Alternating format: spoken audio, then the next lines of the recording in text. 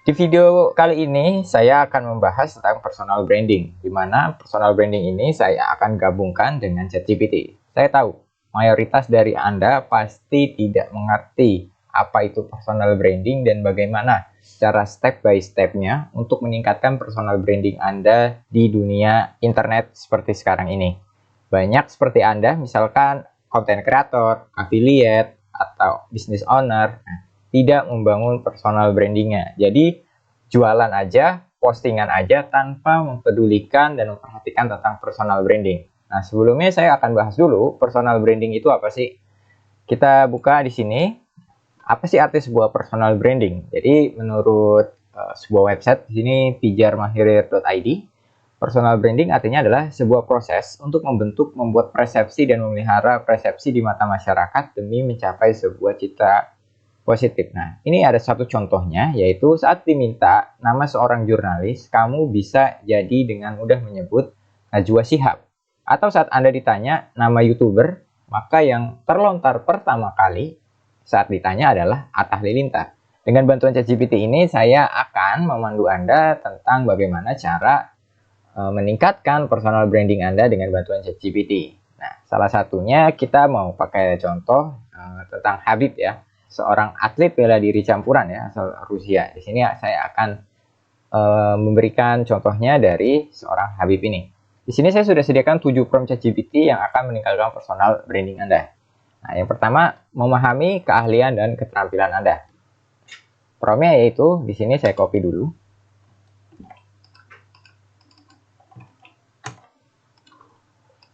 Nah, saya baru memulai karir sebagai, di sini saya akan, ini ya, jadi solopreneur di bidang, ya, si Habib Nurmagomedov ini dia punya niche ya, yaitu olahraga bela diri campuran. Nah, kita tahunya olahraga bela diri campuran ini termasuk ke dalam olahraga ekstrim. Maka niche-nya di sini saya ganti olahraga ekstrim. Oke, kita enter. Ini yang dijawab oleh si ChatGPT. Sebagai seorang solo entrepreneur di bidang olahraga ekstrim, Anda dapat membawa beberapa keahlian dan pengalaman yang unik di industri ini. Berikut adalah beberapa hal yang bisa menjadi nilai unik Anda yang akan ditawarkan kepada calon klien dan mitra. Pertama, keahlian olahraga ekstrim Anda. Jika Anda memiliki keahlian pengalaman mendalam dalam berbagai jenis olahraga ekstrim, itu bisa menjadi keunggulan Anda. Ya, misalkan di sini contohnya ya, kalian Anda seperti surfing, panjat tebing, selancar, salju, skydiving atau olahraga ekstrim lainnya. Nah, di sini nggak dimasukin ternyata ya sama si ChatGPT, yaitu MMA, Mixed Martial Art. Pengalaman dan pemahaman yang mendalam. Jika Anda sudah terlibat dalam olahraga ekstrim selama beberapa waktu, Anda mungkin memiliki pemahaman yang mendalam tentang aspek-aspek penting. Oke, seperti keselamatan, persiapan fisik, mental, dan teknik. Pengalaman Anda dapat memberikan kepercayaan kepada calon klien bahwa mereka akan mendapatkan panduan yang kompeten dan terpercaya. Nah, ini juga bisa ya jadi nilai uniknya. Misalkan kayak tadi Anda misalkan udah paham kan tentang aspek-aspek keselamatan, fisik, mental, seperti dari asupan makan, dari cara pemanasan, bagaimana menumbuhkan massa otot. Nah, itu kan penting sekali ya di olahraga ekstrim ini. Karena kalau ototnya kebesaran ya seorang atlet MMA, mungkin daya pukul ledaknya akan kencang. Tapi tenaga yang dihasilkan juga akan cepat habis, ya kan? Karena di MMA ini, olahraga ekstrim ini, waktunya itu berlangsung paling lamanya itu 25 menit. Bagaimana? Itu membuat fleksibelnya seorang atlet menjadi terbaik ketika nanti di dalam oktagon. Kemudian kreativitas dalam mendesain pengalaman. Anda dapat memanfaatkan keahlian kreatif Anda untuk merancang pengalaman olahraga ekstrim dan menarik bagi klien. Misalnya Anda dapat menggabungkan olahraga ekstrim dengan kegiatan lain seperti fotografi, perjalanan. Oke. Jadi ChatGPT ini ngasih saran juga ya. Kalau Anda misalkan tadi ya olahraganya ekstrim misalkan, saya contohkan si Habib ini ya. Anda nggak bisa menjadi atlet Habib, atau Anda suka olahraganya MMA-nya, Anda bisa teknik-tekniknya, tapi Anda nggak jadi atlet misalkan. Nah, Anda bisa dari ini untuk teman diskusi Anda ya, untuk membangun personal brand Anda. Misalnya fotografi, perjalanan petualangan, dan kegiatan sosial. Anda bisa menggunakan jasa Anda misalkan, untuk yang suka olahraga MMA ini buat media sosialnya atau atlet-atletnya Anda tawarkan jasa fotografi.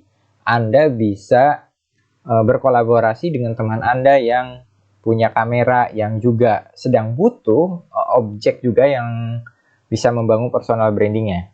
Dan yang keempat adalah jaringan dan koneksi. Jika Anda sudah terlibat dalam komunitas olahraga ekstrim, Anda mungkin memiliki jaringan yang luas. Ini dapat membantu Anda memperluas jangkauan Anda menarik calon klien atau mitra potensial. Ya mungkin Anda juga bisa, mungkin kayak Habib ini kan dia punya event juga ya, namanya Eagle FC. Nah, kalau mungkin di Indonesianya ada beberapa kayak kita lihat yang pukulan terkuat di bumi, ya itu kan salah satu olahraga juga, tapi belum masuk yang ke MMA-nya ya, yang ekstrimnya brutal sekali itu ya. Ada One Pride juga. Nah, di sini dari keahlian-ahlian itu Anda bisa nanti ketemu ya, dari sebuah komunitas membangun mitra dan klien-klien yang potensial. Dan langkah keduanya itu tentang what is your brand.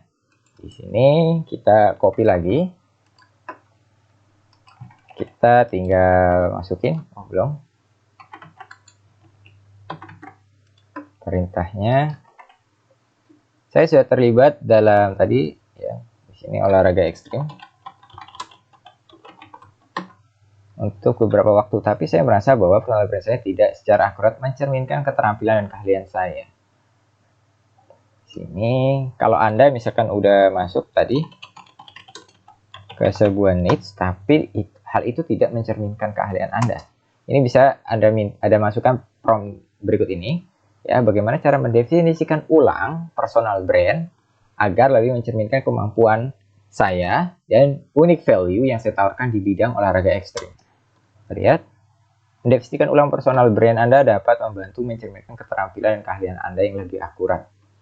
Berikut beberapa langkah yang dapat Anda ikuti. Evaluasi diri sendiri, tentukan target audiens Anda, buat pesan inti yang kuat, ubah tampilan visual Anda. Oke, seperti logo, desain web, konten, itu dia ya. Seperti si Celos ya, kalau nggak salah yang ngadain kemarin pukulan terkuat di bumi kan, kalau Anda tahu. Dia suka olahraga kan, tapi nggak harus jadi atletnya. Dan dia juga main di situ ya, tapi kalau buat bertarungnya katanya sih the next dia akan bertarung kan. Nah, Anda bisa memanfaatkan personal brand ini. Jadi kan Anda bukan olahraga, event olahraganya, ya kalau Anda tahu, mungkin Anda nggak tahu pukulan terkuat terbumi sebelum adanya si Celos botak itu kan, yang konten kreator ini. Oke, next. Membangun personal brand dengan anggaran terbatas. Nah, ini yang akan dialami para pemula ya, apalagi para affiliate, solopreneur. Ini yang biasanya menjadi tantangan di awal. Apakah saya harus jual produk dulu atau membangun personal branding dulu? Nah, bagi saya, ya tetap jualan dulu sambil membangun personal brand Anda. Personal brand Anda jangan sampai hilang. Karena biar orang itu ingat, meskipun dia baru beli sekali, belum beli, yang keinget adalah personal branding Anda. Nah, ini adalah perintah yang bisa Anda masukkan ke dalam ChatGPT. Ya, untuk anggaran yang terbatas, gimana nih caranya? Misalkan ya di sini tadi niche-nya adalah olahraga ekstrim. Ya, ini adalah jawabannya. Memahami keterbatasan sumber daya untuk langkah awal membangun personal brand. Yang pertama, memanfaatkan media sosial. Nah, ini sangat penting banget. Tapi banyak di antara kita males ikut doang workshop, ikut pelatihan, ikut web. Bahkan ada yang ikut webinar, saya juga males buat praktek, buat bikin konten di YouTube, Instagram, dan lain-lainnya. Padahal hal ini yang murah yang akan dapat membantu personal branding Anda gitu. Anda nggak bisa main jualan aja batet. Nih, saya jualan ini. Mau beli nggak? Nggak bisa seperti itu ya. Yang kedua yaitu membangun blog. Nah, kalau Anda punya budget lebih, ya lebih dalam hal 1 juta, 2 juta, Anda bisa ya bangun sebuah website atau blog yang dapat orang akses nantinya untuk menaruh misalkan portofolio Anda di sana. Kemudian yang ketiga, kolaborasi dengan sesama pegiat olahraga ekstrim. Cari peluang untuk bekerjasama dengan atlet atau individu lain di industri olahraga ekstrim. Ya, seperti tadi ya, si Celos ini ya. Dan dia bisa ngemas dari seorang dia konten kreator, ngemas dari olahraga yang tadinya artis cuma cekcok doang, bikin video-video skill mukul-mukul pohon pisang, yang itu yang salam dari Binjai, dan akhirnya dia bisa mengemas sebuah pertarungan yang cukup proper banget ya dan sangat menghibur. Kemudian bisa menjadi kontributor atau tamu di sebuah podcast. Nah, ini juga bisa ya kalau Anda seorang atletnya, ya kita lihat dari atlet dari acaranya tersebut. Kalau Anda lihat habis pertarungan itu siapa sih salam dari Binjai itu ya diundang di beberapa podcast kan. Nah, hal ini nanti bisa mempromosikan. Biasanya si sales juga kan yang ada next pertarungan selanjutnya ini kan dia mau buat sama siapa tuh, sama artis, saya nggak terlalu ngikutin. Akhirnya dia diundang juga kan. Jadi semakin dia diundang, semakin orang tahu tentang si sales ini. Jadi personal brandnya makin lama makin naik. Sudah paham ya sampai sini ya? Kenapa penting banget personal brand itu? Oke? Next, prompt selanjutnya adalah masalah yang dihadapi saat membangun personal branding. Nah, ini dia salah satunya ketika nanti Anda menjalankan proyek, ya Anda mengalami sebuah masalah ya. Kan di sini. Kita antisipasinya bagaimana? Untuk niche misalkan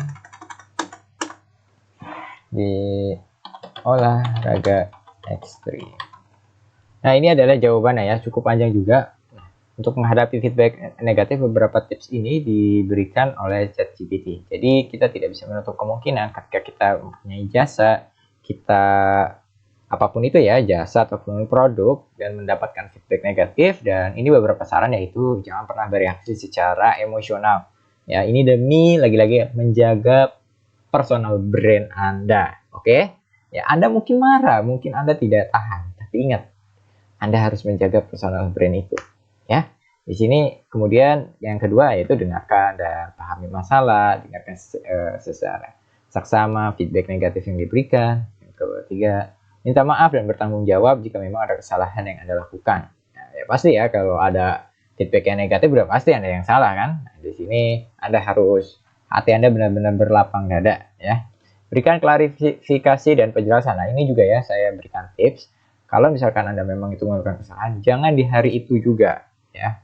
Biarkan dulu apa yang mau mereka katakan, mau mereka sampaikan tentang feedback negatif yang mereka ingin sampaikan kepada Anda, dan Anda harus terima dulu dan jaga hati Anda dan emosi Anda lagi-lagi ya, karena itu mempengaruhi personal brand Anda.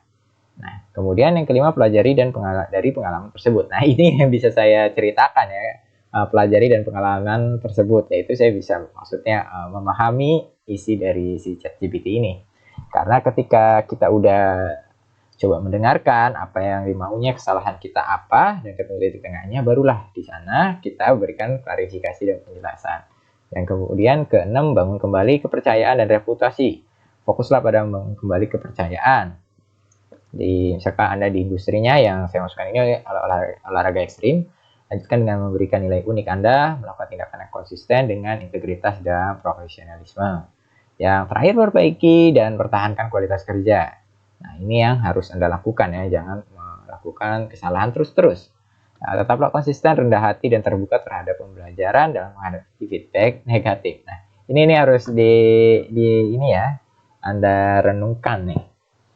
Biasanya dapat feedback negatif, mental kita belum siap, ya, kitanya malah bereaksi juga dan marah, ikut emosi, dan akhirnya ini yang nggak jadi titik temu sebuah permasalahan. Next, ini memperluas personal brand secara global. Jadi ketika Anda sudah besar, sudah dikenal, Anda pasti ada keinginan untuk ekspansi ya. Di sini perintahnya itu, saya telah mengembangkan reputasi dan membangun komunitas di niche bela diri ekstrim yang lokal ya, dan sekarang saya sedang mempertimbangkan untuk memperluas secara global. Kayak olahraga ekstrem ini seperti One Pride ya. One Pride ini salah satu olahraga di Indonesia ya yang cukup terkenal dalam olahraga mixed martial art, ya, olahraga ekstrim. Dan beberapa bulan kemarin atlet-atletnya sering ditarungkan oleh petarung-petarung dari luar negeri. Itu bagaimana ini? Sekarang jawabannya apa yang diberikan? Memahami audiens internasional Anda, pelajari audiens internasional yang ingin Anda jangkau. Nah, itu dia ya, pahami budayanya, nilai-nilainya. Jangan sampai nanti seperti Habib ya, yang kalian tahu sama McGregor, berbeda budaya, nilai-nilai ya, trash talk-nya terlalu berlebihan yang mengakibatkan perang panas sampai hari ini ya. Komunitas dalam bahasa yang tepat, gunakan media sosial. Lagi-lagi saran ChatGPT yaitu menggunakan media sosial.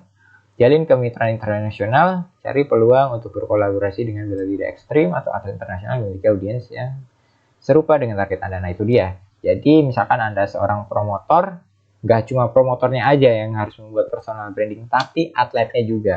Karena saling membutuhkan satu sama lain. Ketika si atlet punya audiens, si promotor juga punya audiens, ya, itu akan klop ketemu. Nah, sebuah bisnis itu bisa jadi bagus dan besar di sana ya. Kemudian next, mengatur strategi konten untuk personal brand Anda. Nah, ini ya. Jadi Anda sudah buat semua, tapi Anda harus membuat strategi sebuah konten untuk personal branding Anda.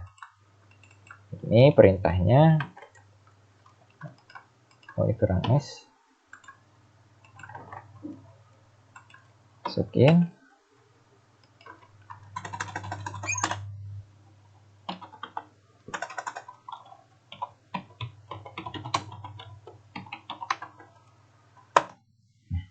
Kita juga bisa lihat di sini ya. Jawabannya tentang tutorial dan bagaimana panduan,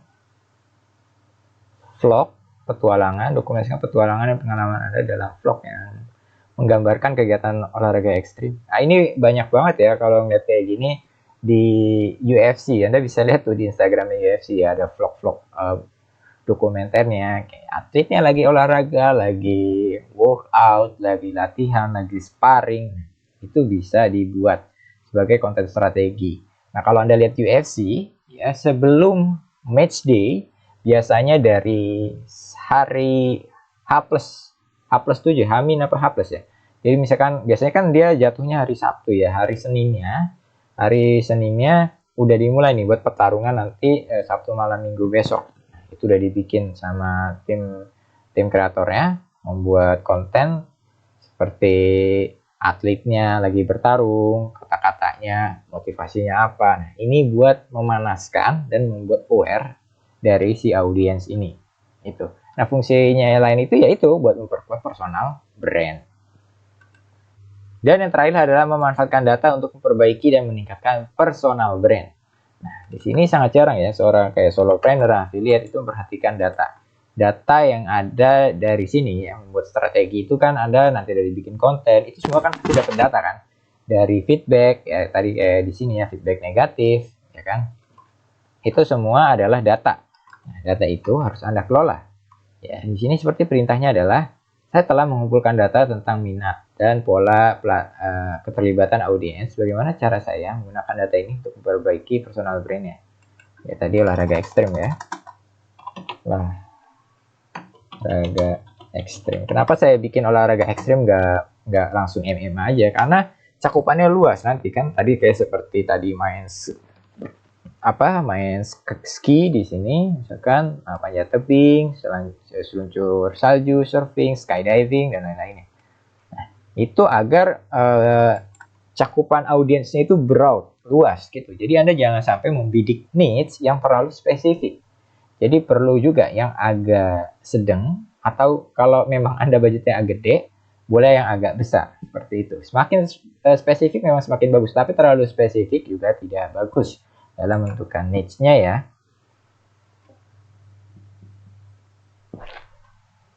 Nah, ini dia jawabannya. Mengumpulkan data tentang minat dan pola keterlibatan audiens Anda adalah langkah penting. Nah, itu sangat penting banget ya. Jadi kalau Anda lihat tentang video saya, yaitu data analitik dan ChatGPT, itu penting banget ya untuk Anda ketahui.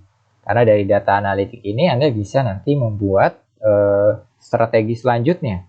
Di sini menganalisa preferensi dan minat ya. Lagi-lagi ada analisa. Di sini fungsinya data analis. Dari data analis ini Anda bisa lihat video saya tentang data analis dan ChatGPT. Di situ sudah saya bahas. Kemudian di sini ada responsif terhadap umpan balik yang tadi, gunakan platform dan kanal yang tepat, buat konten yang menarik, oke, jalin interaksi dan keterlibatan. Memanfaatkan data keterlibatan untuk meningkatkan interaksi, yaitu ini didapat pastinya dari media sosial ya, bahkan bereaksi atas apa yang konten-konten yang Anda buat. Jadi semuanya saling terlibat. Jadi jangan pernah males buat ngebangun konten, karena hal itu akan relate dengan personal brand Anda. Nah, untuk melakukan itu semua, prom-prom ini sudah saya sediakan untuk Anda ya, gratis. Jadi Anda tinggal join aja nanti di WA community yang ada di bawah itu ya. Nah, di sini juga saya udah menyediakan tentang Advanced Digital Marketing Prom untuk mempermudah Anda lagi strateginya. Kalau tadi di sini yaitu membangun tentang personal branding Anda. Gimana sih meningkatkan personal branding Anda dengan 7 prom yang tadi saya berikan dan berikut beberapa penjelasannya. Dan di sini di Advanced Digital Marketing Prom ini adalah bagaimana untuk mengemas konten-kontennya dan strategi marketingnya seperti apa. Seperti tadi ada audiens yang engage, dapat komplain, itu bisa masukinnya kemana gitu ya. Bisa Anda gunakan misalkan ke email marketing, Anda bikin email sapaan buat orang-orang audiens atau community Anda yang udah join. Anda bisa menggunakan email marketing. Untuk membuat konten-kontennya dari video Anda, untuk membangun personal brand yang tadi dijawab dari si ChatGPT, Anda bisa memanfaatkannya dengan TikTok marketing. Dan jangan lupa, YouTube marketing ini adalah salah satu kanal juga terbaik untuk memperkenalkan diri Anda agar lebih terekspos. Nah, kalau Anda niche-nya itu nanti di barang-barang yang bisa Anda affiliate-kan, Anda bisa juga menggunakan affiliate marketing. Di sini semuanya ada kurang lebih ada 400 prom ya. Nah, di mana 400 prom ini sudah tersedia beberapa prom ya yang tinggal sama seperti tadi. Di sini Anda tinggal isi. Nah, di sini kurang lebih ada 10 dan di dalamnya sudah saya kasih contoh dan beberapa tips yang harus Anda gunakan ketika mengisi prom-prom ini. Anda bisa dapatkan ini dengan cara klik link di deskripsi video ini untuk mendapatkan Advanced Digital Marketing. Dan Advanced Digital Marketing ini adalah prom-prom yang sudah saya susun untuk kebutuhan digital marketing saya, termasuk ketika saya membuat video ini di YouTube ya, di sini YouTube Marketing. Nah, saya buat perintahnya itu dari hasil prom-prom yang sudah saya susun di sini. Nah, jika Anda tertarik, silakan Anda tinggal klik link di deskripsi video saya ini. Oke, mungkin sekian video tutorial kali ini tentang bagaimana cara meningkatkan personal branding Anda dengan bantuan ChatGPT. Semoga video ini bermanfaat untuk Anda. Bagi Anda yang memiliki pertanyaan, silakan tinggalkan di kolom komentar. Aku Afri pamit, sampai berjumpa di video selanjutnya.